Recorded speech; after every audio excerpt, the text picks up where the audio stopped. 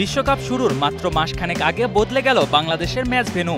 নতুন করে নারী ক্রিকেট বিশ্বকাপের সূচি প্রকাশ করল আইসিসি। পরিবর্তিত সেই সূচিতে কোহলির শহর থেকে সরিয়ে নেওয়া হয়েছে নারীদের ওয়ানডে বিশ্বকাপের 5টি ম্যাচ। 30 সেপ্টেম্বর থেকে শুরু হবে নারীদের ওয়ানডে বিশ্বকাপ। হোস্ট কান্ট্রি ভারত এবং শ্রীলঙ্কা। ভারতের 4টি স্টেডিয়ামের মধ্যে ছিল বেঙ্গালুরুর চিন্নাস্বামী স্টেডিয়াম। তবে বেঙ্গালুরু ট্র্যাজেডির পর সংশয়ে ছিল ক্রিকেটের নিয়ন্ত্রক সংস্থা। ফের যেন কোনো দুর্ঘটনা না ঘটে তাই চিন্নাস্বামী স্টেডিয়াম থেকে সরিয়ে নেওয়া হলো ম্যাচ।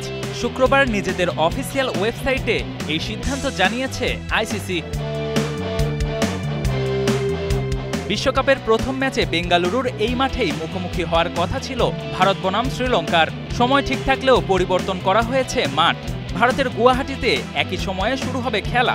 বাকি 4 ম্যাচের জন্য নির্ধারণ করা হয়েছে নবী মুম্বাইয়ের ডিওয়াই পাতিল স্টেডিয়াম, যার মধ্যে আছে বাংলাদেশের ম্যাচও। পরিবর্তিত সূচিতে বাংলাদেশের নারীদের প্রথম ম্যাচ 2 অক্টোবর পাকিস্তানের বিপক্ষে, ভেন্যু কলম্বো। 7 অক্টোবর ইংল্যান্ডের বিপক্ষে গুয়াহাটিতে মাঠে নামবে মেয়েরা। 13 এবং 16 অক্টোবর বিশাখাপট্টনমে প্রতিপক্ষ যথাক্রমে সাউথ আফ্রিকা এবং অস্ট্রেলিয়া। 20 এবং 26 অক্টোবর মুম্বাইয়ের মাঠে যথাক্রমে শ্রীলঙ্কা এবং ভারতের বিপক্ষে খেলবে তারা।